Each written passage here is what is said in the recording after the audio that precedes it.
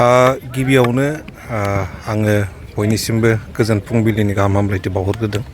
दिनै बड'लेण्ड एफसिआ क'क्राझारनि जेनाखि साइ स्टेडियाम बे साइ स्टेडियामाव अपेन मोनसे ट्रायल लादों। बे ट्रायलनि गुबै थांखियानो जाहैबाय जाहाथे गामियाव थानाय लाइमोनफ्रा जायनाखि गोरों व्यक्ति टेलेन्ट दङ बिथांमोना जाहाथे थाखोमानानै थाया, बिथांमोननो मोनसे सुबिदा बा खाबुखौ होनो थाखाय नैबे अपेन ट्रायलखौ लादों। दा बेवहाय जायनो मोजां गेलेनानै देखायगोन बिथांमोनहानो नैबे जेनाखि फैबाय थानाय दुरान्ड काप बड'लेण्ड एफसिनि जानानै गेलेनो थाखाय सुबिदाखौ मोनगोन।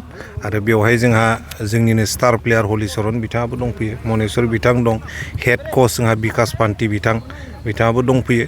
दा मिजिंथिदों जाहाथे जोंनि गामि गफाफ्राव थाखोमानानै टेलेन्टआ जाहाथे सियैनो थाया, बिथांमोना मोनसे प्लेटफर्म मोनो। बिनि थाखायनो नैबे जेनाखि ट्रायल बेखौ लानाय जादों। दुरान्ड कापनि थाखाय जिहेतु बड'लेण्ड एफसिआ बाहागो लागोन, बे बड'लेण्ड एफसिआ माबायदि थियारि जानानै दं? माबायदि थियारियाथ' गुवाहाटियाव दा ट्रायल जेनाखि प्रेक्टिस सेसन बियो जागासिनो दं। LNIP जेनाखि मोनसे इनस्टिटिउट बिथांमोननि फिल्डआवनो प्रेक्टिस सोलिगासिनो दङ। खोब जोंनि लाइसेन्स हल्डार कच बिकास पान्थि बिथांनि दैदेननायाव प्रेक्टिस जागासिनो दङ। दा बेजोंनो नैबेहाय दिनै जेनाखि सेलेक्ट जानाय प्लेयार बिथांमोनखौ सरजाबदेरनानै आरोबाव गोरासिन बानायनो थाखाय दिनै नैबे जेनाखि ट्रायल बेखौ लादों। माबायदि आसा खालामदों? आसायाथ' जोंना जोंनि ग्रुपआव FC1 दं, कार्बि आंलं मर्निं स्टार दङ आरो नर्थ इस्ट इउनाइटेड दङ। दिनै जोङो नायोबा जोंनि थाखाय मेन प्रत्याबान बा अपनेन्टआ जाहैबाय नर्थ इस्ट इउनाइटेड FC। जोङो बिथांमोनखौ ड्र'आव बा बिथांमोनखौ जोङो फेजेननो हायोबानो जोङो क्वार्टार फाइनाल मोनहैनायनि जेनाखि सिमां बियो खोब साखाथियाव दङ।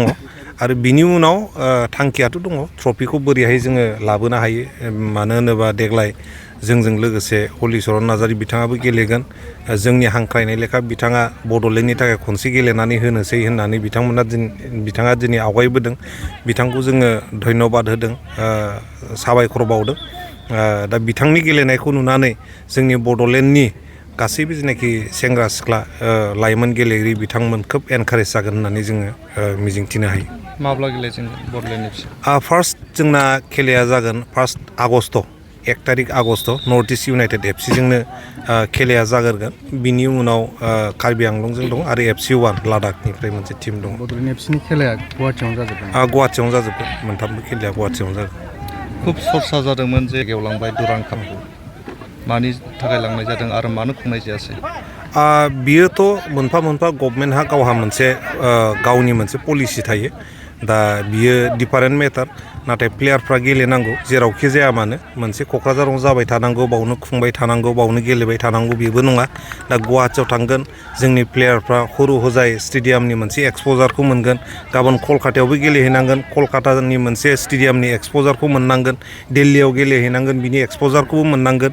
क'क्राझारावनो गेलेनानै जोंनि प्लेयारफ्रा पुरा मोनसे वर्ल्डआव बा इण्डियायाव नोङो फकास जागोन बे नङा। जोङो गुवाहाटियावबो गेलेनांगोन, एखमबा दिल्लीयावबो गेलेनांगोन, जोङो गवायावबो गेलेहैनांगोन। बेबायदि एक्सप'जार मोनोबा जोंनि प्लेयारफ्रा बांसिनसो थारमाने दावगानाया थारमाने फैगोन बा एक्सपिरियेन्सा जासिनगोन होननानै जों मिजिंथियो। आरो बियो मोजांबो मोनसे खाबु गुवाहाटियाव, मानो होनोबा जेनाखि हरु हजाय स्टेडियाम जोंनि प्लेयारफ्रा गेलेनोनो हानो नागिरा। दा गुवाहाटियाव गेलेनानै जुदि जोङो आरो कलकातायाव जोङो क्वालिफाइ जानानै थाङोबा क्वार्टार बा सेमि फाइनालाव, आरो बियो जोंनि प्लेयारनि थाखाय खोब साबसिनसो थारमाने। फिफा वर्ल्ड काप सोलिगासिनो दं, नोंथाङा सासे गाहाय नेहाथारि जिहेतु फुटबल गौथुमनि, माबायदि गेलेनायखौ नुनो मोनदों आरो सोरखौ सापर्ट होदों नोंथाङा? गेलेनायाथ' खोब मोजां जाबाय थादों। दिनै फुङावबो नायदों आर्जेन्टिना आरो सुइजारलेण्डनि खेलाखौ, खोब मोजां गेलेदों मोन्नैबो टिमा। सुइजारलेण्डआबो मोजां गेलेदोंमोन, नाथाय खाफाल गाज्रि उथ्रिसारनो हायाखै। सिगांनिफ्रायनो आङो पर्तुगालखौ सापर्ट खालामदोंमोन, नाथाय खाफाल गाज्रि 90 मिनिटाव गल जानानै बिथांमोनहाबो सौफैनो हायाखिसै। दा खिन्थु फाइनेलि आङो फ्रान्सखौ सापर्ट खालामनानै दं। फ्रान्सआबो मोजां गेलेबाय थादों। इंलेन्डआबो गाज्रि नङा, खिन्थु इंलेन्डआबो मोजां टिम बानायदों। क'क्राझारनि साइ सेन्टाराव खुंनाय समाव दुरान्ड कापआ बड'लेण्डनि गोबां रायजो राजाफोरनि गोबां अनसायनाय मोन्दोंमोन। बे खेबाव माबायदि अनसायनाय मोन्दों?